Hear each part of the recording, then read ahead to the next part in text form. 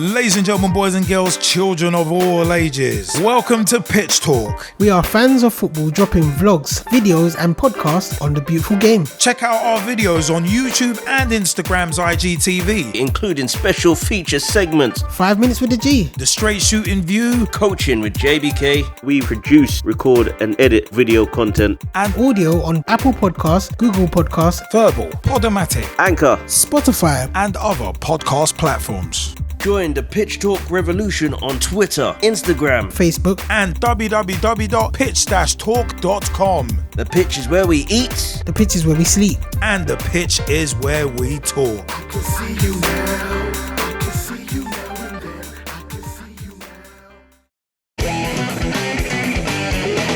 now. Pitch Talk special feature segment. Hey everybody, what is up and welcome.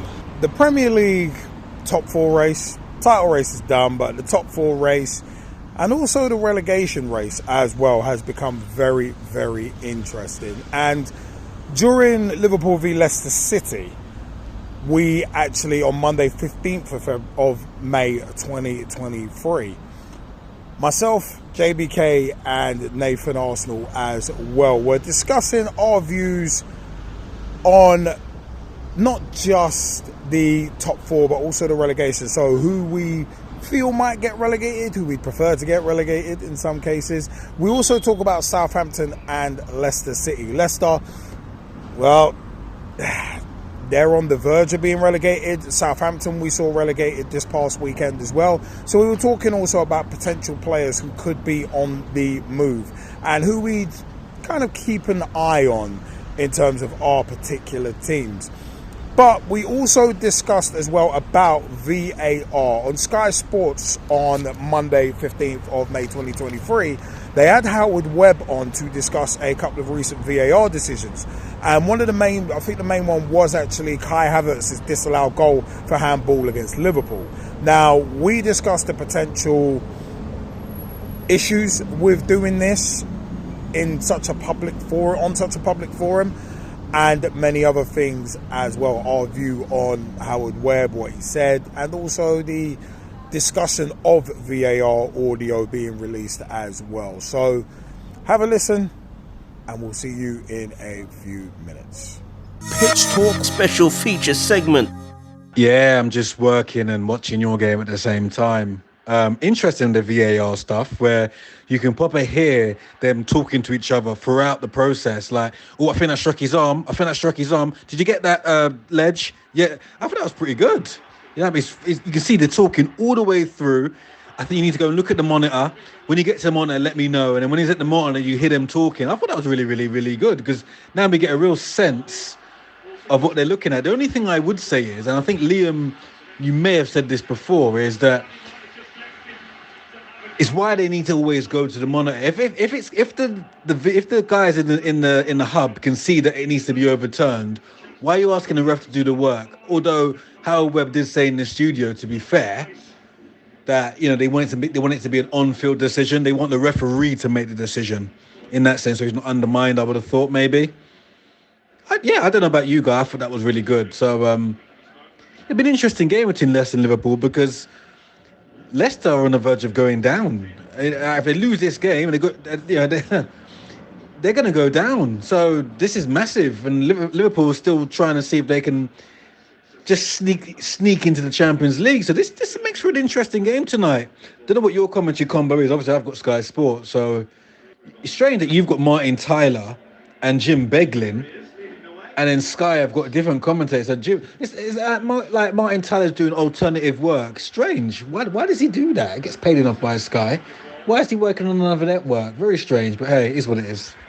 So it's interesting to hear the VAR stuff. But as I said, I think it just opens up a can of worms, really. And as I've said on a number of occasions, it's like, well, if you're going to do that with one decision, then even looking at the Twitter thread that Sky Sports put out, with the clip with Howard Webb dissecting Kai Havertz's disallowed goal against us. It's one of them where it's like, you just see everybody, oh, what about this? What about this? What about this? What about this? And it just keeps going on where everybody just asks for different. And I said, you've opened up a can of worms there. And any time that it's not discussed now, people are gonna be, what about us, and everyone's gonna feel like there's an injustice. So I think it's a bit of, I think it's a can of worms that is a bit nuts. In regards to the point about always going to the monitor, I actually brought that up back in 2018 when we did the two-part of Pitch Talk podcast with me, Gavin Gerald, about VAR and about VAR basically becoming a crutch, which kind of basically masking the grey areas behind rules and also the poor standard of refereeing. And it was, what referee was it? I can't remember what ref exactly it was. It might have been Craig Pawson, but it was a Liverpool-West Brom FA Cup match. I think it was like FA Cup third round. And he kept going for every single decision. It was actually annoying because every decision he went to the monitor for. And it's like, you don't have to do it for every decision. Common sense kind of kicks in. Listen to the earpiece where they're telling you, this is pretty obvious. It's a clear and obvious mistake. You need to overturn it. But the referee, as I've said though, with VAR, the success rate was 98.6% in testing. And then obviously that's dropped majorly since, but it's never going to be 100%. It's never going to be 100% purely on the basis that it's human error. Because at the end of the day, the referee always makes the final decision. VAR is not there to take, as I've said before, for years, like VAR is not there to take the decision out of the referee's hands. It's to give the ref another opportunity. Curtis Jones, well in. It's to give the referee another opportunity to see what he might not have seen before from a number of different angles, because the game moves so quickly, you might not see that happen. So it's a case of, that's what I think a lot of people misunderstand, and also the grey areas around rules. There's so many rules that are open to interpretation, as I've said before, said that back in a clip in 2020, where it's like the grey areas around rules. Handball, how many different interpretations of that? Offside, how many different times over the last 5 seasons, let's say, has that changed? The IFAB changed rules 2-3 times a season sometimes. So it's like, it's actually impossible for refs to keep up. So I've always said that refs are kind of coming, fighting from underneath, as it were, and blaming VAR as kind of the wrong target. And I said that back in 21. So, and just seeing Liverpool Leicester now in terms of a VAR review, it's interesting, but but there was talk at I think actually it was August of last year, where there was talk of putting the VAR conversations out an hour or two after the game. And it's like, I said at the time, you're opening a can of worms there. I did a podcast episode on it. So I think, again, it's opening cans of worms, and Curtis Jones's goal stands, and it didn't take 5 minutes to make it stand. But that's good. I was actually surprised, because I've got the Sky Sports feed. I've just switched over from the USA Network feed. It was very interesting that we didn't hear the audio from that, because I swear that was supposed to be the whole gimmick tonight, of we're going to hear the VAR audio. So, like, live whilst it was happening. So, I mean, I've always been against that kind of thing. Even we talked on a Pitch Talk live show, I think back in 2014, I think it was, where the MLS had referees mic'd up. And I was like, no, this would not work even back then, and that's nearly a decade ago. That would not work over here. Because it's like, all you'd see is social media just light up and just bury referees 6 ways from Sunday, just like they do now. But you're just giving those who don't understand the wider context and look at the bigger picture, you're just giving them more ammo. So, yeah, it's an interesting one there. The commentary thing was a very interesting point you bring up as well, about Jim Beglin and Martin Tyler being on the USA Network feed. Oh my God, Curtis Jones again. That was tremendous, that second goal. Ain't no need to check that one. But yeah, Jim Beglin and Martin Tyler is an odd combo in the same way that John Motson and Andy Gray was an odd combo in FIFA 98 on the PlayStation and the 64. But I think it's one of them ones that I would look at it as someone like Martin Tyler. He probably just wants to work. Because I've actually got a copy of the Champions League final from 2005, the Liverpool AC one, and Jones is onside there. It's like, look at the hand, I think it's of Johnny Evans this time, not Soyuncu. But it is one of them ones where, like, a lot of these guys, they can work freelance elsewhere. So that's how you get Gary Lineker doing MOTD, but also doing the BT Sport commentary for the Champions League. So these guys are actually freelancers. They're not actually employees, which was very interesting with the whole Gary Lineker controversy recently. So yeah, I mean, Martin Tyler was commentating on his own on one of the feeds that I've got of that Champions League final. So I think it was the Australian feed, like Fox Sports over there. So these guys, I think, just take gigs when they can, and it's just like, yeah, and you can tell the guys who love commentary and all that. But good, yeah. But Curtis Jones's goal stands. So 2 goals checked, 2 goals stand. But weirdly enough, and I said I've got the Sky Sports feed, and we look like we're going for a third. We are going for the jugular today. But it's odd that, and as the Leicester fans are booing, because they know they're going down at the moment. It's down there. But it's just odd that. It's just odd that we're not hearing this audio. Coming back to one of the kind of main things that were hyped about tonight's match, is that we're not hearing the audio whilst they're making the decisions, because I swear that was the whole point of them, like, publicising tonight's match. As obviously it's a Premier League game, they're going to publicise it anyway, but that was the kind of big gimmick. I guess they'll go through it at half time or post match, but yeah, it's interesting when they promo something and don't necessarily follow through on it. But kind of, ironically, again, bringing up Gary Lineker, like, I'm going to host match of the day in my pants. It's like, dude, you only introduced the show. It's like, come on, man. Come on. That wasn't part of the deal. See, it's one of them ones. It is sad, like, to see them. It is sad to see them go down. I mean, it's only a matter of time before it happens. It's not official yet, but after what they achieved in 2016 with winning the league, which was just the Cinderella story, it really was. But the thing is, it's like, their owner at that time, who brought them that success passing away. It shows also a lack of progress as well. The weight of expectation.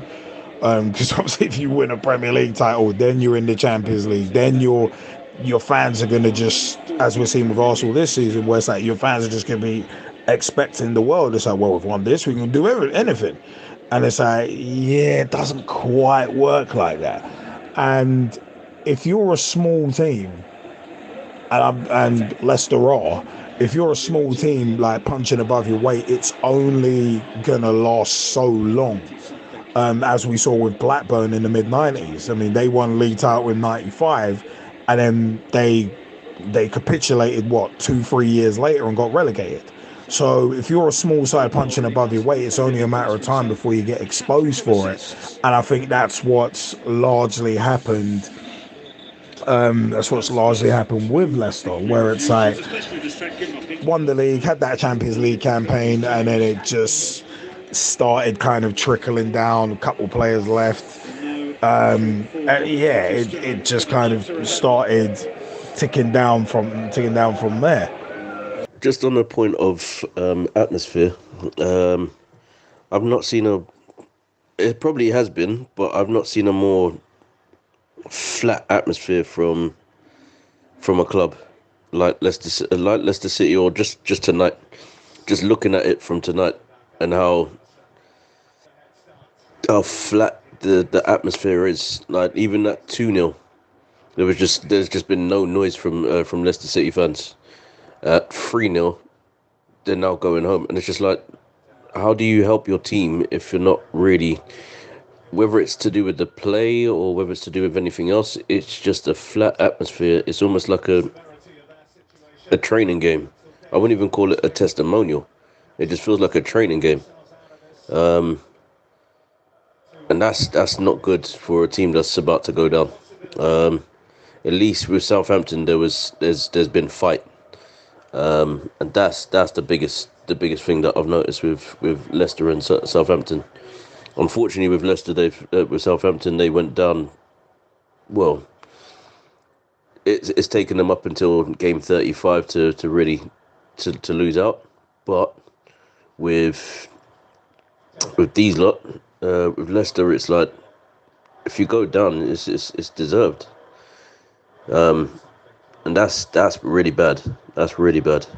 I think even before this game, like Leicester, they knew they had to win, and they have to win every game to stand any chance of surviving.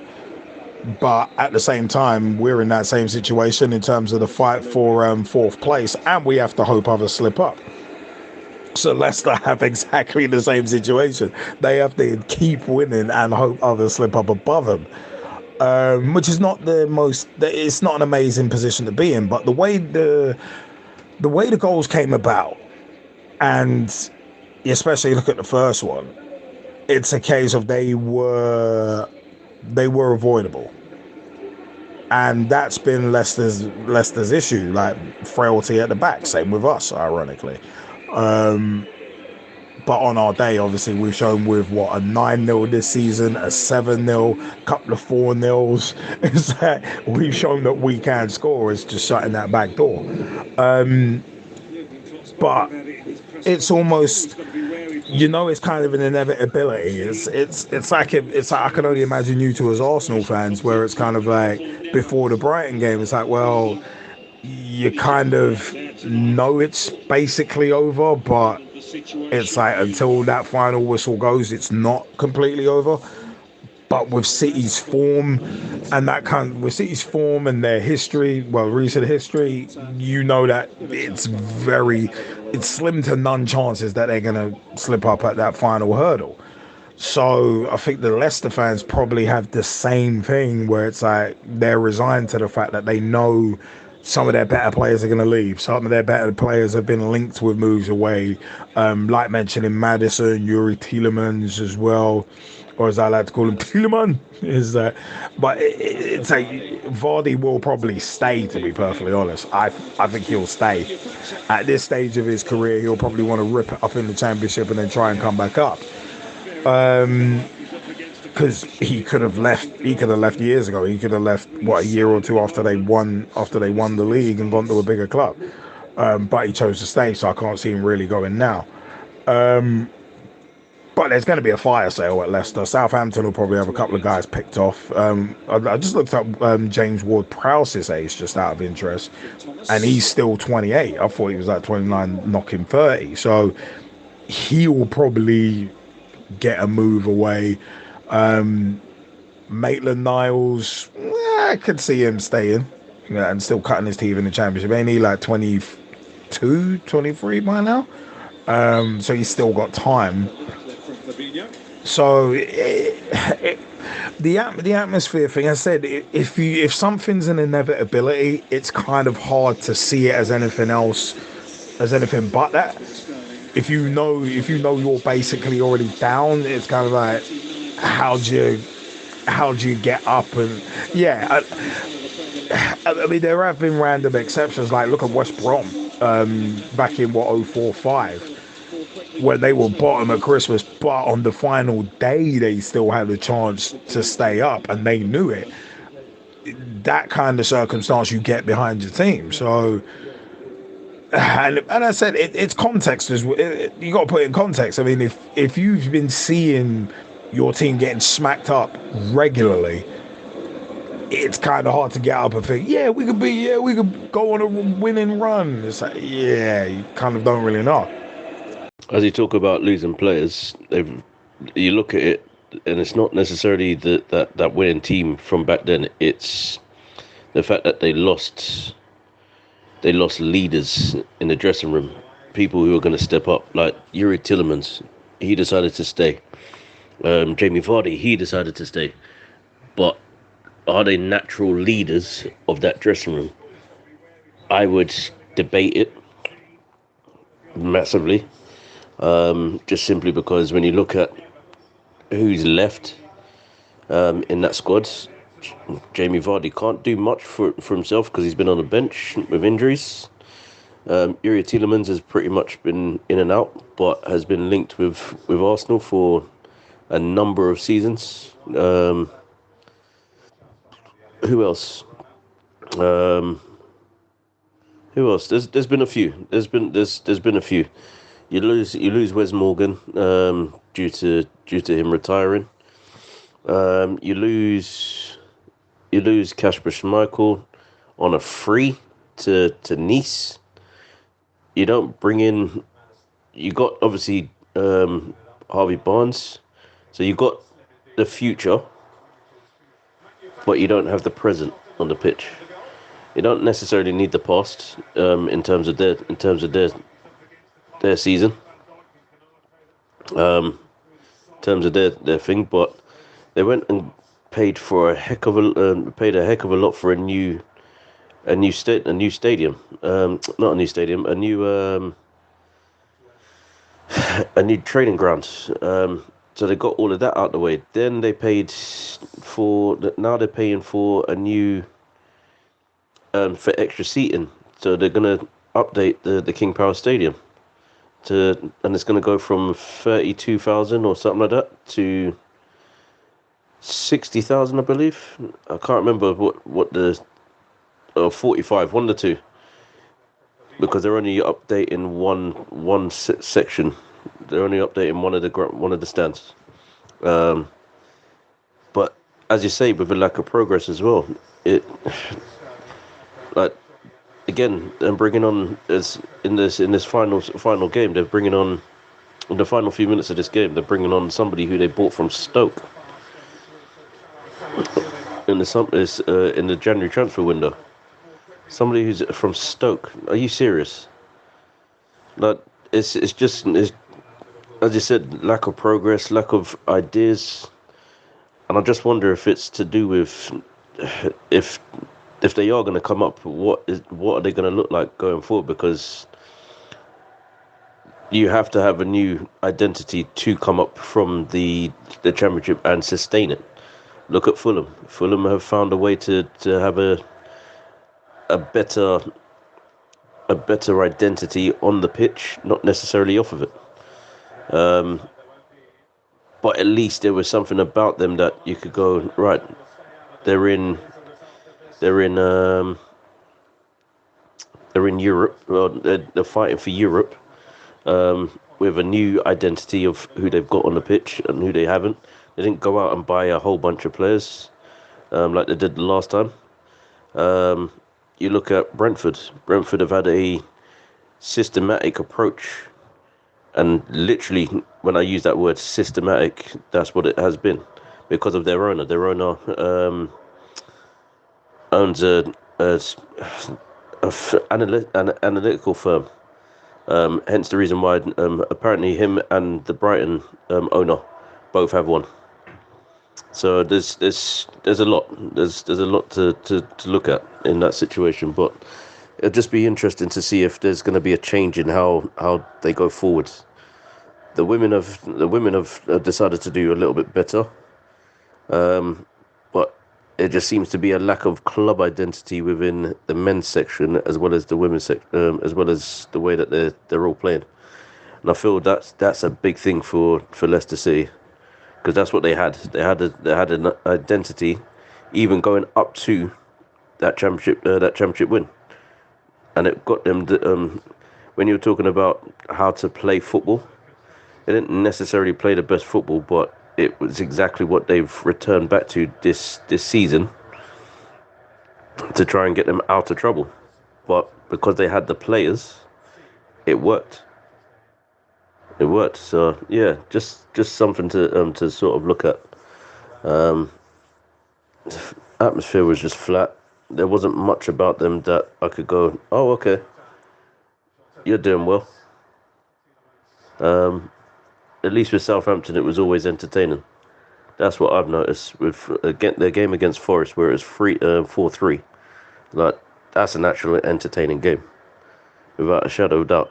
So, yeah, just something to note. You know what's funny about the relegation battle? I actually, part of me wants Everton to go down. A major part of me wants Everton to go down because it'd be hilarious. But then as well, I'd like Leeds to go down just because of Sam Allardyce. Not because of Leeds in and of themselves, just because of Sam Allardyce and his delusions of grandeur. So it's one of them where it's like, oh, there's two teams there. Nottingham Forest, don't mind whether they stay up or not, got no real issue with them. But Leeds for Allardyce and Everton just because Everton. Let's all laugh at Everton. After what, last season just about escaping, it's like, nah man, it's time for you dudes to go down. So it is one of them where it's like, yeah, I don't know, it's both of those sides could go down.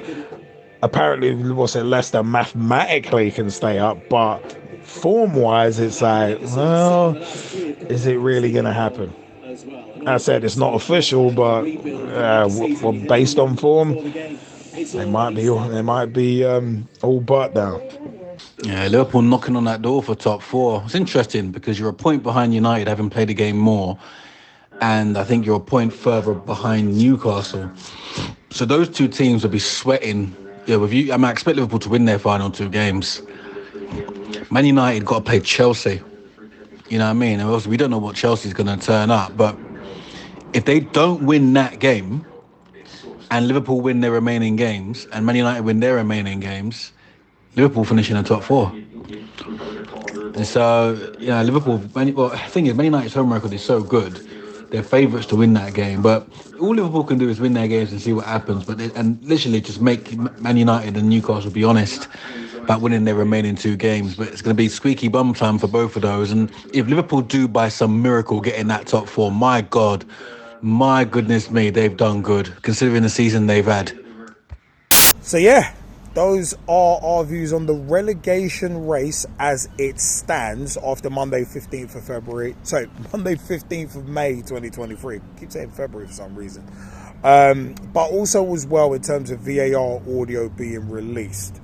I know I've discussed it on the Straight Shooting View before, but yeah, it's some interesting stuff. But you know what? Who do you see, excuse me, who do you see getting relegated? Also, in terms of players, who do you see leaving teams like Southampton, Leicester, among others who get relegated as well? It is one of them ones where, as well, VAR audio releases. Is it smart to release it? Is it just giving fodder for fans who want to moan anyway? Yeah, let me know. www.pitch-talk.com is the official website for everything Pitch Talk. Also at Pitch Talk on Twitter. Tweet with us, follow us, see what we are up to. Facebook.com/Pitch Talk. Become a fan, become a friend, become a member of the group. Join the footballing revolution we're working so hard to create. Also as well, we are on TikTok at Pitch Talk on TikTok. We're on Instagram at Pitch Talk as well. Google Podcasts, Apple Podcasts, Spotify, wherever you pick up your podcasts, you can find the Pitch Talk podcast as well. Episodes of Coaching with JBK and much more content. YouTube.com/Pitch Talk is the YouTube page for all of our videos as well. I have been Straight Shooting LJA, and until next time, take it easy, peeps. Bye-bye.